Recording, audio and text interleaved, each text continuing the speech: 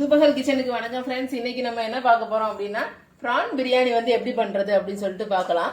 அது வந்து பண்றதுக்கு நான் என்ன பண்ணி வச்சிருக்கேன் அப்படின்னா, ஃபர்ஸ்ட் இது வந்து மண்சட்டியில வந்து பண்றது அப்படின்னு சொல்லிட்டு காமிக்க போறேன்.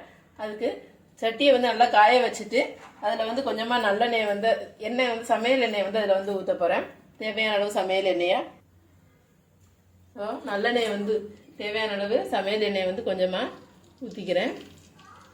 ஊற்றிட்டு அதுக்கு வந்து ஃபஸ்ட்டு என்ன பண்ண போகிறோன்னா, சோம்பு இருக்குது, பெருஞ்சீரகத்தை வந்து கொஞ்சமாக வந்து போட்டுக்கிடலாம். தேவையான அளவுக்கு பெருஞ்சீரகத்தை போட்டுட்டு அதுக்கு நம்ம பிரியாணிக்கு தேவையான கறி மசாலா, பட்டை, லவங்கம் எல்லாத்தையும் வந்து அதில் வந்து போட்டுக்கிடலாம்.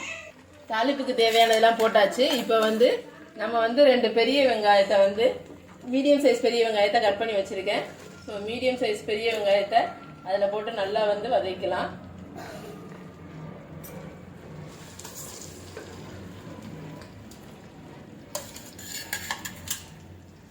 நல்லா வெங்காயம் வந்து வதங்குற அளவுக்கு நல்லா வந்து வதக்கலாம். இப்போ பச்சை மிளகா வந்து ஒரு 4 பச்சை மிளகா, அது கூட கொஞ்சமாக புதினா இலை, கொத்தமல்லி இலை வந்து கொஞ்சம் கொத்தமல்லி வந்து கொஞ்சம் கூடுதலாகவே கொத்தமல்லி இலையும் போட்டு அது கூட வந்து வதக்க போகிறேன்.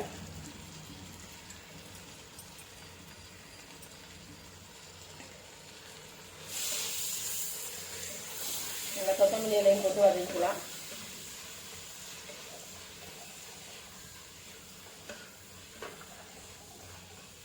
நல்லா ஒன்றோட ஒன்று சேர்ற அளவுக்கு நல்லா வதங்கணும். வதங்கும் போதே நம்ம வந்து என்ன பண்ணிடலாம்னா, இஞ்சி பூண்டு பேஸ்ட் எடுத்து வச்சுருக்கோம். ஸோ அந்த இஞ்சி பூண்டு பேஸ்ட்டை ஒரு டேபிள் ஸ்பூன் அளவுக்கு அதில் போட்டுக்கலாம். இஞ்சி பூண்டு பேஸ்ட்டு கொஞ்சம் கூடுதலாகவே போடுங்க, நார்மலாக மற்றதுக்கு போடுறத விட. அப்போ தான் வந்து இதுக்கு வந்து டேஸ்ட் வந்து நல்லா எடுத்து கொடுக்கணும். கொஞ்சம்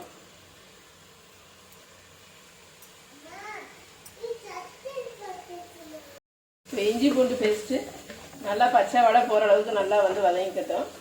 நல்லா வதங்கினதுக்கப்புறம் என்ன பண்ணலான்னா, நம்ம வந்து தேவையான அளவுக்கு தக்காளி வந்து ஒரு 4 தக்காளி வந்து கட் பண்ணி வச்சுருக்கேன், மீடியம் சைஸ் தக்காளி. ஸோ அந்த தக்காளியவும் அதில் போட்டு அதையும் வந்து நல்லா வதக்கலாம்.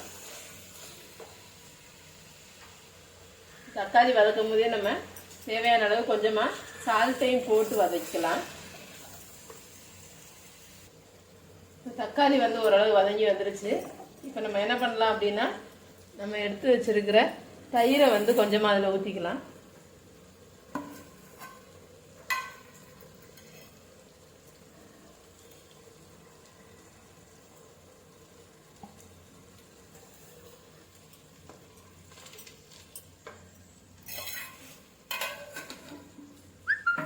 தயிர் கூடவே என்ன பண்ணலான்னா, நம்ம மசாலா பொடி, மிளகா பொடியெலாம் எடுத்து வச்சுருக்கோம். ஸோ அதையும் கொஞ்சம் கொஞ்சம் போட்டுக்கலாம்.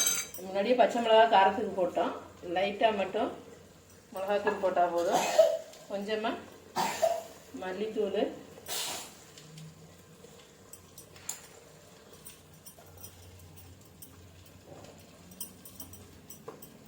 போட்டு இது வதங்கும் போதே என்ன பண்ணலான்னா, நம்ம எடுத்து வச்சுருக்கிற லெமன் ஜூஸ் இருக்குது, அந்த லெமன் ஜூஸையும் அது கூட ஊற்றி கொஞ்சமாக புளி எடுத்து கரைச்சி வச்சுருக்கேன். ஸோ புளியையும் அதில் ஊற்றிக்கலாம். ஊற்றி ஒரு 2 நிமிஷத்துக்கு அப்படியே விட்டுருங்க. எல்லாம் ஒன்றோட ஒன்று சேர்ந்து நல்லா வந்து பச்சை வாசம்லாம் போய் நல்லா வணங்கி வரட்டும்.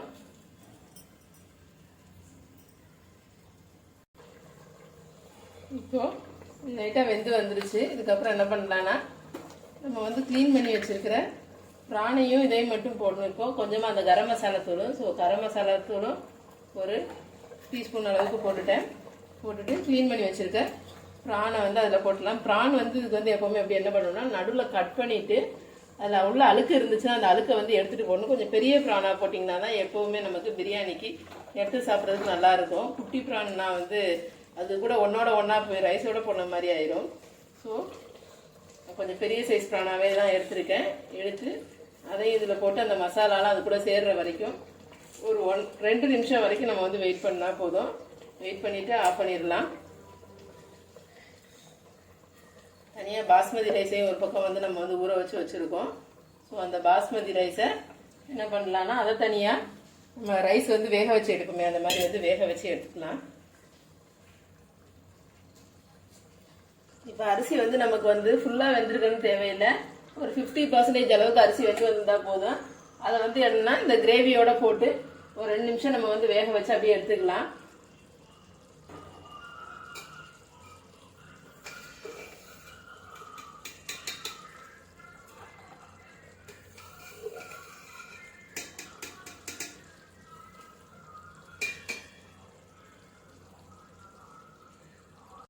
ஸோ இப்போ நமக்கு சுவையான ப்ரான் பிரியாணி ரெடி ஆயிடுச்சு. எவ்வளோ அழகாக வந்திருக்கு பாருங்கள். ப்ரான் பிரியாணிக்கு நம்மளுக்கு வந்து மண்சட்டியிலே இவ்வளோ அழகாக வந்திருக்கு. நீங்கள் வந்து குக்கரில் செஞ்சு பார்க்குறதுனால செஞ்சு பாருங்கள்.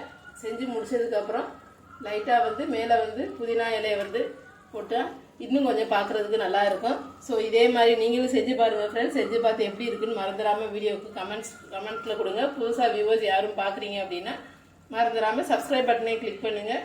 அப்போ தான் நான் போடுற அடுத்தடுத்த வீடியோவை நீங்கள் வந்து மிஸ் பண்ணாமல் பார்க்க முடியும். Thank you friends. இன்னொரு அடுத்த ஒரு நல்ல ஒரு வீடியோவோடு நான் வந்து உங்களை பார்க்குறேன்.